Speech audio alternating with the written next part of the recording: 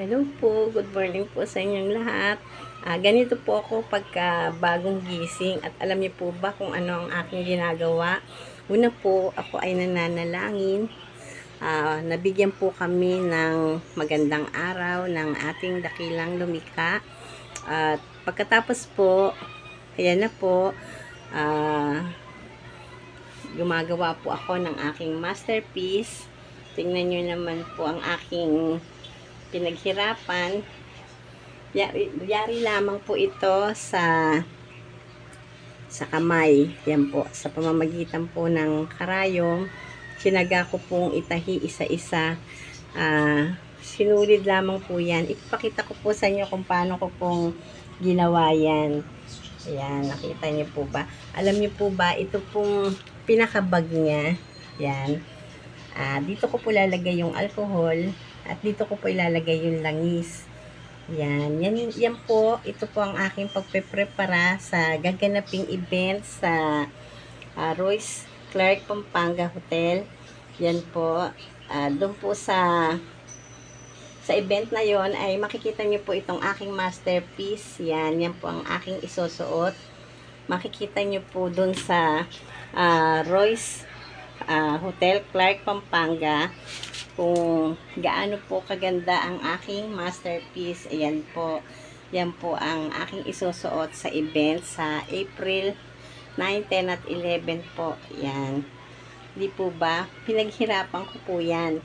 Kaya makikita nyo rin po kung paano po ipe-perform ang aking pinaghirapang aralin na araw at gabi ay inaaral ko po ang tungkol sa acupressure therapy, nerve stimulation. Hanggang ngayon po, hindi ko pa rin po alam, pero meron naman po akong naiintindihan na kahit papano.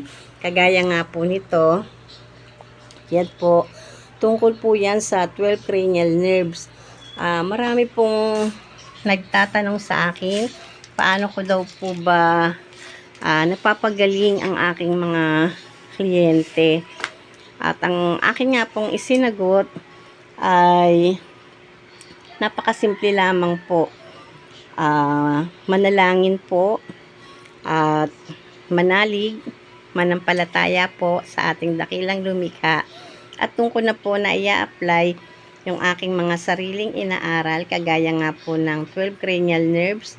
At yun din po, meron po tayong 4 segments of nerves. Yun nga pong tinatawag nating cervical, thoracic, lumbar, at sacral region. Yun po. Hindi po malalim ang aking natutunan. Pero meron na po akong kaunting naiintindihan at yun nga po yung aking ina-apply sa aking mga kliyente. At dinagdagan ko pa po ng 5 major deep tendon reflex para po mapagalaw ko po ang mga parting nagmamalfunction po sa katawan ng mga na-stroke ko pong kliyente. Kaya napakalaking tulong po ng aking sariling pag-aaral para po makatulong po ako sa mga na-stroke, lalong-lalo na po sa mga mahihirap na hindi po kaya ang gumastos ng malaki